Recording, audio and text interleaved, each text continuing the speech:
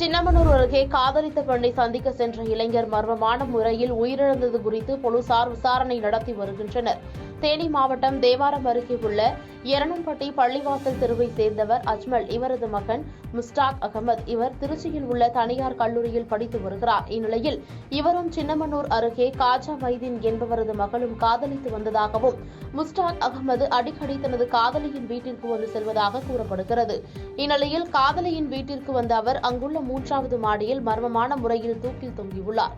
இந்த சம்பவம் குறித்து அருகில் இருந்தவர்கள் காவல்துறையினருக்கு கொடுத்த தகவலின் பேரில் சம்பவ இடத்திற்கு விரைந்து வந்த போலீசார் தீயணைப்புத் துறையினரின் உதவியோடு உடலை மீட்டு பிரேத பரிசோதனைக்காக தேனி அரசு மருத்துவக் கல்லூரி மருத்துவமனைக்கு அனுப்பி வைத்தனர். இந்த சம்பவம் குறித்து போடிநாயக்கனூர் துணை கண்காணிப்பாளர் பெரியசாமி தலைமையில் ஓடைப்பட்டி போலீசார் வழக்கு பதிவு செய்து விசாரணை மேற்கொண்டு வருகின்றனர்.